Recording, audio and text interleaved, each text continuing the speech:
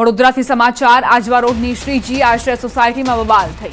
ફ્લેટના પૂર્વ સભ્ય અને કિન્નરે દશામાની સ્થાપના કરી બહારના લોકોને દર્શનનું આમંત્રણ આપતા વિવાદ થયો। બહારથી સેંકડો ભક્તો આવતા ફ્લેટના રહીશોમાં રોષ વ્યાપ્યો। રહીશોએ દર્શનાર્થીઓને ટોકતા મામલો ગરમાયો।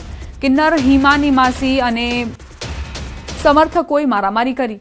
6 મહિના અગાઉ બાપોદ પોલીસને લેખિત રજૂઆત કરાઈ હતી। ફરિયાદ છતાં કાર્યવાહી ન કર્યાનો રહીશોનો આરોપ। પોતાના જ ઘરમાં અસુરક્ષિત હોવાનો રહીશોનો દાવો। સોસાયટીના રહીશો પોલીસ મથકે પહોંચ્યા। તમે આ બધું કરવું હોય તો તમે સોસાયટીને બહાર કરો કે ક્લબ હાઉસમાં કરો, પણ એ લોકોને એમ નહોતું કે નહીં મારે તો મારે ઘરે જ કરવી છે, ઘરે જ કરવી છે। મેં કહ્યું ઘરે જ કરવી હોય તો તમારા ઘરના જ માણસો આવવા જોઈએ, બહારની પબ્લિક ના આવી જોઈએ જે અજાણી હોય। તો એના પછી આપણે કરવા દીધું, બધું થયું, આપણે કોઈ તકલીફ નથી। આજે ત્રીજો ચોથો દાડો છે અને કાલથી એમને ગાળામાં ગાળીને બધું ચાલુ થઈ ગયું એમનું। અને હવે તો આજે મારામારી પર આવી ગયા, લેડીઝો પર હાથ ઉપાડવા માંડ્યા। બહારથી એમના જે અસામાજિક લોકો હતા એ લોકો આવીને મારામારી કરવા માંડ્યા। રોકાઈશું એક બ્રેક માટે। આપ જોતા રહો news 18 Gujarati.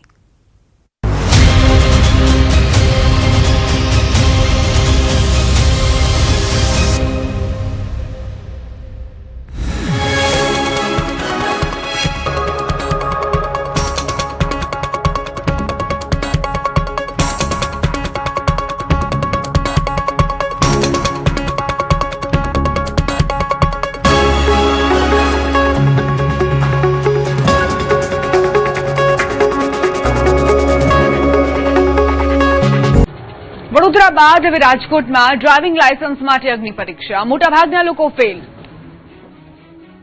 Rajkot આરટીઓમાં driving licence મેળવવા માટે શરૂ કરાયેલી એઆઈ આધારિત ડ્રાઇવિંગ ટેસ્ટ હવે અરજદારો માટે મુશ્કેલીનું કારણ બની છે। 16 જુલાઈથી ઓટોમેટેડ ડ્રાઇવિંગ ટેસ્ટ ટ્રેક શરૂ થયા બાદ મોટી સંખ્યામાં અરજદારો ટેસ્ટમાં ફેલ થઈ રહ્યા છે। ખાસ કરીને 4 વ્હીલરના અરજદારો માટે આ ટેસ્ટ મોટો પડકાર બની રહ્યો છે।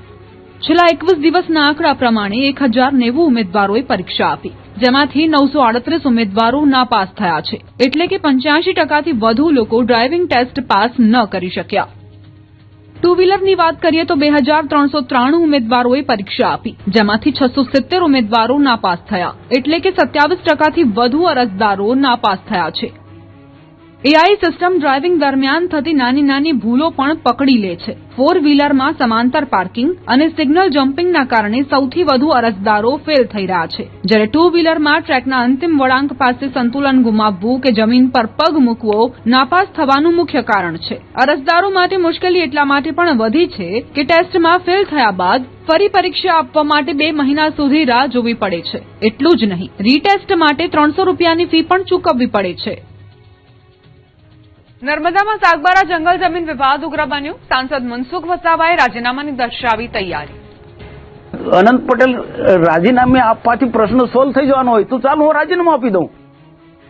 સાગબારા ઉમરપાડા વચ્ચેનો જંગલ જમીનનો વિવાદ વધુ ઉગ્ર બનતો જોવા મળી રહ્યો છે। વિવાદ મુદ્દે ભાજપના સાંસદ મનસુખ વસાવા ફરી એકવાર ધરણા પર બેસી ગયા છે અને ન્યાયની માંગણી કરી રહ્યા છે, અને આ વખતે તો તેમણે કોંગ્રેસના ધારાસભ્ય અનંત પટેલને પણ આડે હાથ લીધા। તેમણે અનંત પટેલ પર પ્રહાર કરતા કહ્યું કે મારા રાજીનામાથી જો સાગબારા જંગલ જમીન વિવાદ ઉકેલાઈ જતો હોય તો હું રાજીનામું આપવા તૈયાર છું। મહત્વનું છે કે અગાઉ અનંત પટેલે દાવો કર્યો હતો કે ભાજપના નેતાઓ આંદોલનનું માત્ર નાટક કરે છે। આ મુદ્દે મનસુખ વસાવા લાલઘૂમ થયા હતા અને કહ્યું હતું કે મારી સરકાર હોવા છતાં હું આદિવાસીઓના હક માટે સરકાર સામે લડી રહ્યો છું। અગાઉ પણ આદિવાસીઓના હક માટે ધરણા કર્યા હતા।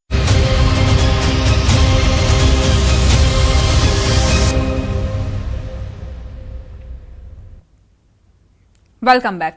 ગીર સોમનાથના તાલાલામાં વરસાદ। લાંબા સમય બાદ તાલાલામાં વરસાદ નોંધાયો। ભારે બફારાની ઉકળાટ બાદ વરસાદ વરસ્યો।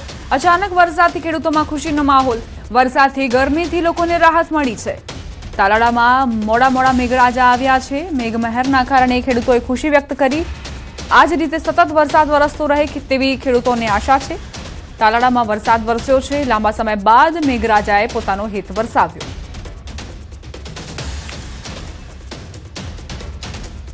નવસારીના ગણદેવીમાં ધ બર્નિંગ કારના દ્રશ્યો સામે આવ્યા। નેશનલ હાઈવે 48 પર લક્ઝરી કાર સળગી ઉઠી। દુવાડા ગામ પાસે કારમાં આગથી નાસભાગ મચી। નેશનલ હાઈવે પર વાહનોની લાઈન લાગી। કારમાં સવાર 4 લોકોનો ચમત્કારિક બચાવ થયો। ગણદેવી ફાયરના જવાનોએ આગ પર કાબુ મેળવ્યો છે। મહારાષ્ટ્રના સોલાપુરમાં ભયાનક અકસ્માત। રૂવાડા ઉભા કરી દેતા દ્રશ્યો સીસીટીવીમાં કેદ થયા। બેકાબુ ટેમ્પોએ બે લોકોને ટક્કર મારી. શાકભાજી માર્કેટમાં આ દર્દનાક ઘટના બની. અકસ્માતમાં બંને વ્યક્તિઓને ગંભીર ઇજાઓ પહોંચી છે. આ ટેમ્પો ચાલક જે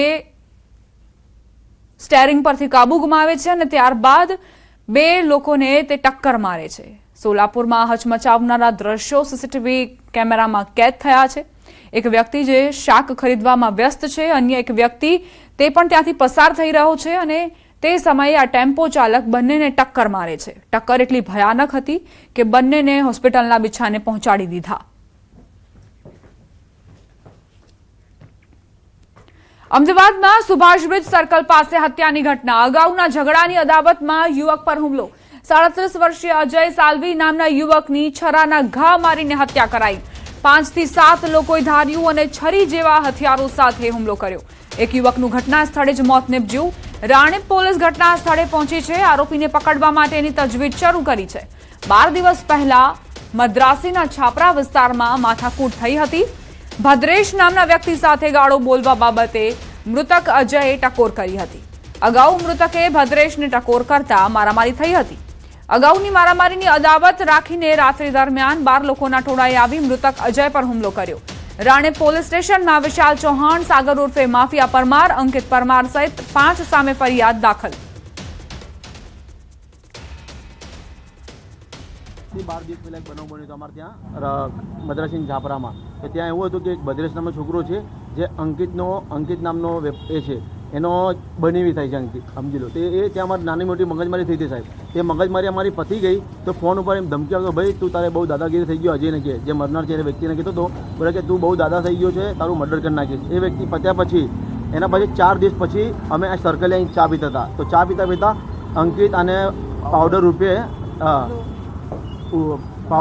પાર્થ ઉર્ફે પાવડર આવ્યો. તો અમારો જે માસીનો છોકરો હતો અજય ભાગીરથ સાલ્વી, એના આઈને ડાયરેક્ટલી 2-4 લાફા મારી દીધા. અમદાવાદના સુભાષ બ્રિજ સર્કલ નજીક મોડી રાત્રે ખૂની ખેલ ખેલાયો છે. આપ દ્રશ્યમાં જોઈ શકો છો. આ જે દ્રશ્ય છે કે જ્યાં આ હત્યાનો બનાવ બન્યો છે. અજય નામનો યુવક છે તે અહીં હોવાની જ્યારે માહિતી મળી હતી ત્યારે કેટલાક લોકો એક બોલેરો પિકઅપ વાનની અંદર લગભગ 5 થી 7 લોકો આવ્યા હતા અને તેની પર ધારિયા વડે હુમલો કર્યો હતો. તેમાં અજય નામનો યુવક છે તે ગંભીર રીતે ઈજાગ્રસ્ત થયો હતો અને તેનું મૃત્યુ નીપજ્યું હતું. જ્યારે સમગ્ર ઘટનાની જાણ પોલીસને કરવામાં આવી હતી ત્યારે રાણીપ પોલીસ તાત્કાલિક ઘટના સ્થળ પર પહોંચી હતી અને આ સમગ્ર મામલે